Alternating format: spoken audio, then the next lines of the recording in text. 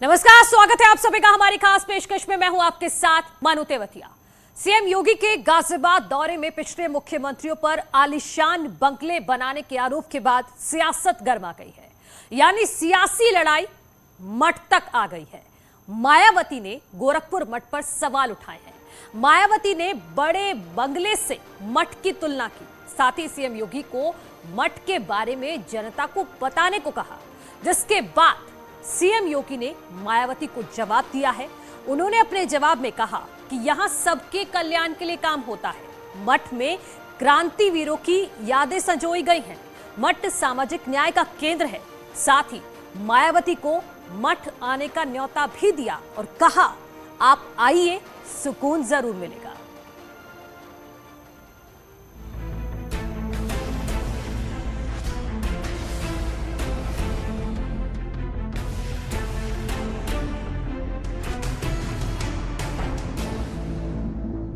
गोरक्षपीठ पर सियासत।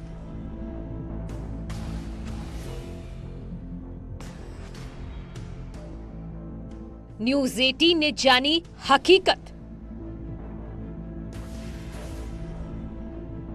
मायावती के दावों में कितना दम।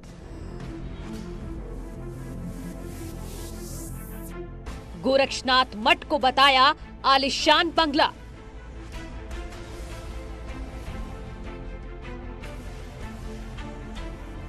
गोरक्षपीठ में न्यूज 18 की पड़ताल। बेहद सादगी से रहते हैं योगी आदित्यनाथ।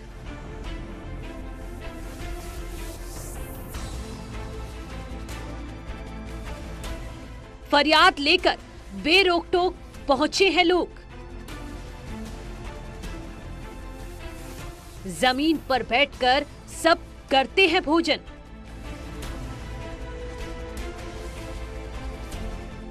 बच्चों को मुफ्त शिक्षा और लोगों को मुफ्त इलाज।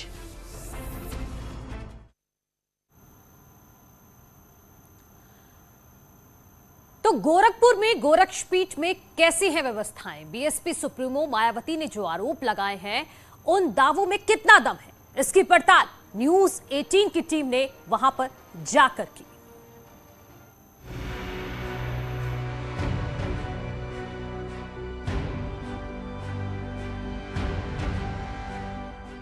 गोरक्षपीठ में न्यूज 18 की टीम पहुंची, ये जानने के लिए कि आखिर बीएसपी सुप्रीमो मायावती के दावों में कितना दम है। आखिर क्या होता है इस मठ के अंदर। मायावती के दावों में कितना दम।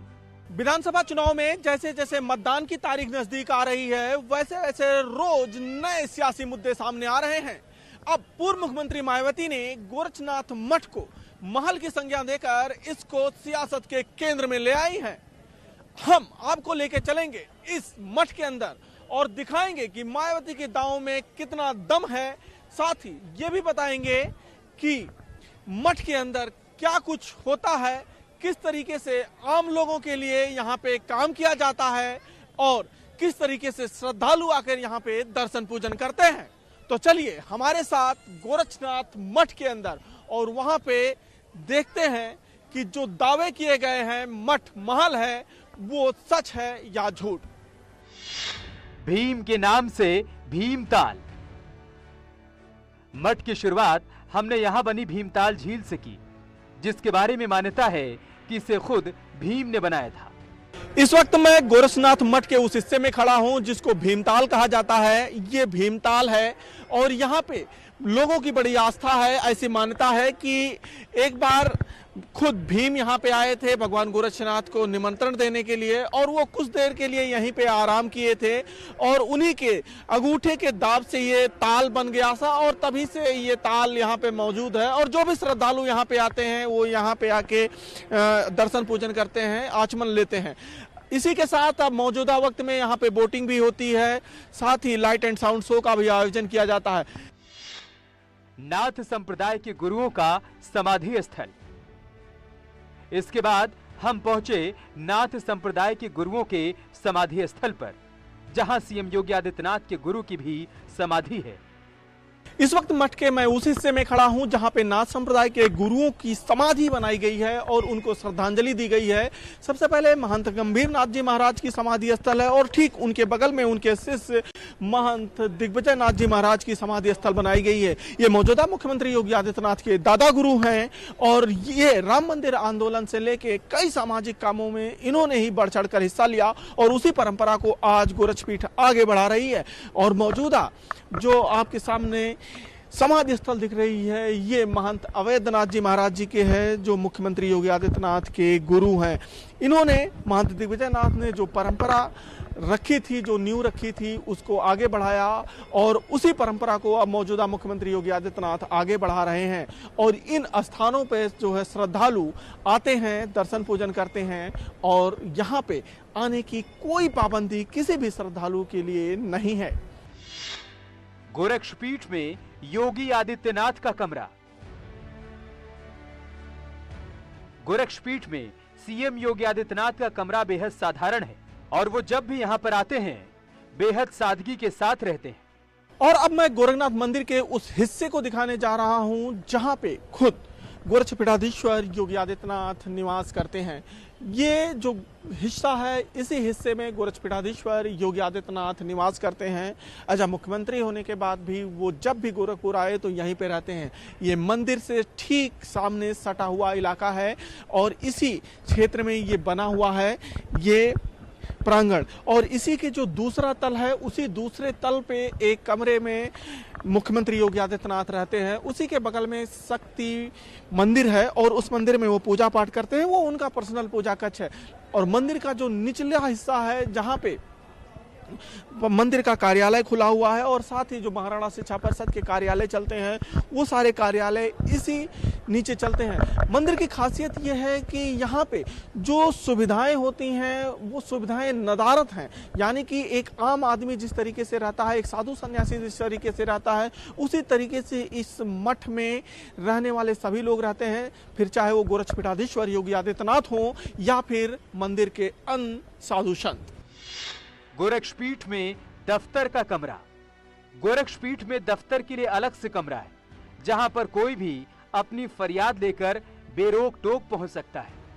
गोरखनाथ मंदिर के जिस हिस्से में गोरक्षपीठाधीश्वर योगी आदित्यनाथ निवास करते हैं वो ऊपरी तल है और ठीक उस तल के नीचे ही कार्यालय बनाया गया है। और इस कार्यालय में जो है वो सारे काम होते हैं जो गोरखनाथ मंदिर से जुड़े हुए होते हैं। साथ ही इस कार्यालय में लोगों की जन सुनवाई भी होती है और मंदिर के द्वारा लोगों की समस्याओं को सुना जाता है और यहाँ से चिट्ठी भी लिखी जाती है।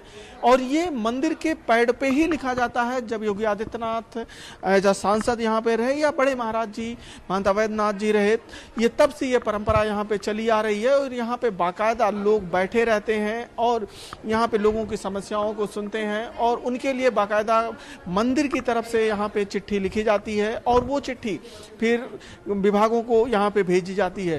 तो ये जो केंद्र है ये एक तरीके से आम लोगों के लिए ही है और आम लोग यहाँ बड़ी आसानी से आते हैं। उन्हों यहाँ पे आने के लिए किसी भी प्रकार की कोई रोक टोक यहाँ पे नहीं है। अब ये लोग जो बैठे हुए हैं, अम्मा किस लिए आई हैं आप? हम आवास वाला आयल बाटे, हमार 2 किस्त। आप लोगों को कोई रोका है? नहीं। कभी आपको लगा कि मुख्यमंत्री कार्यालय? नहीं, कभी नहीं रोका है केहू। नहीं, सब बराबर। हम साल 2 साल से यहाँ आयला, केहू नहीं रोकल बा। कोई नहीं रोकता है, कोई दिक्कत नहीं। नहीं। तो ये आम लोगों के लिए किस तरीके से काम कर रहा है। दादा ये बताओ, आपकी यहाँ कोई दिक्कत हुई आने में? नहीं, यहाँ तो हम लोग के लिए कोई दिक्कत नहीं है। कहीं कोई रोक टोक? नहीं, कोई नहीं रोका है। एकदम सामान्य तरीके से हाँ, चल रहा है। हाँ। है भैया? हाँ बोलिए। सामान्य तरीके से? हाँ बहुत बढ़िया, बहुत बढ़िया।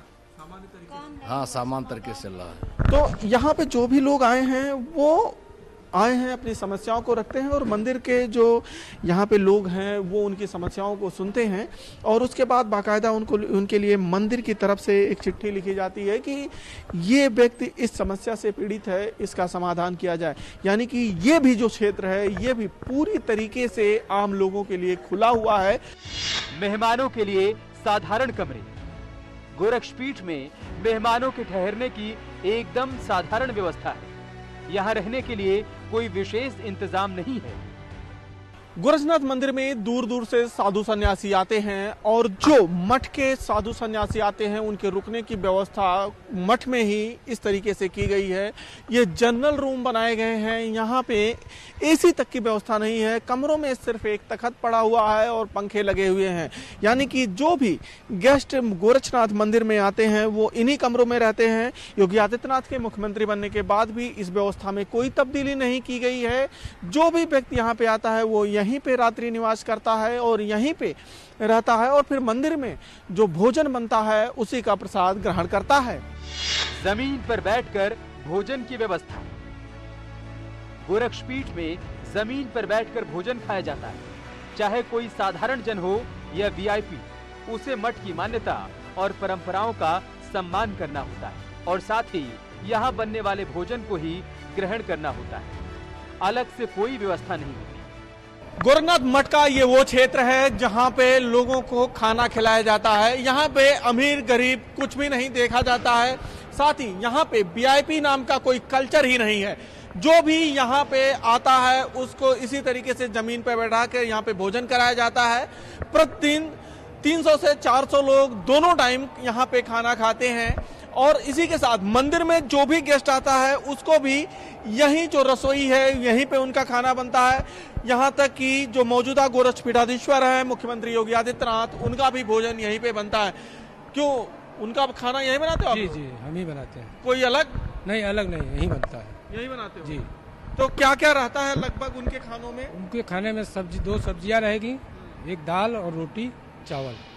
तो कुछ अलग तरीके से नहीं आप लोग करते हो, जो आम लोगों के लिए बनाते हो वही बना देते हो? जी जी, वही बनता है।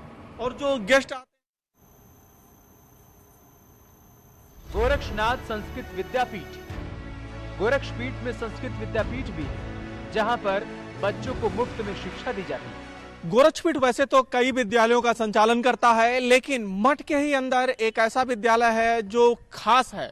गुरु गोरक्षनाथ संस्कृत विद्यापीठ के नाम से यह विद्यालय संचालित किया जाता है और इसमें जो भी छात्र पढ़ते हैं वो निःशुल्क उनका एडमिशन यहाँ पे किया जाता है। उनके रहने खाने की व्यवस्था भी मंदिर प्रबंधन के द्वारा ही किया जाता है। भ्रम है लोगों को कि संस्कृत पढ़ने वाले छात्र जो है केवल ब्राह्मण के होते हैं। महाराज जी ने इसको भी मिथक को तोड़ा और यहाँ पर छात्रावास में हर एक वर्ग के लोग रहते हैं और उनको शिक्षा संस्कृत की दी जाती है और वो भी निःशुल्क। गोरक्षपीठ में आयुर्वेद चिकित्सालय। गोरक्षपीठ में ही आयुर्वेद चिकित्सालय भी है। यहाँ पर रोगियों का मुफ्त में इलाज होता है। एक बड़ा चिकित्सालय यहाँ पे है। यहाँ आयुर्वेदिक चिकित्सालय भी है। हमारा छोटा और हमारे यहाँ के तमाम चिकित्सक तमाम छोटे गांव में, बनटांगिया गांव में जाके सेवा करते हैं। देवीपाटन में एक बड़ा चिकित्सालय है। अभी चिकित्सा के क्षेत्र में एक विश्वविद्यालय की स्थापना हुई है जिसमें बीएमएस की सीटें हैं और तमाम पैरामेडिकल कॉलेज की सुविधाएं हैं यहाँ पे।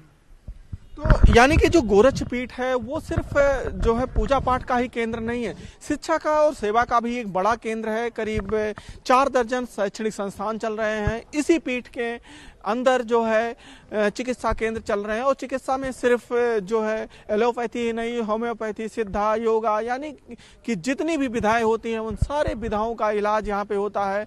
या तो बहुत नामनल फीस ली जाती है या तो वो आम लोगों के लिए मुफ्त होता है।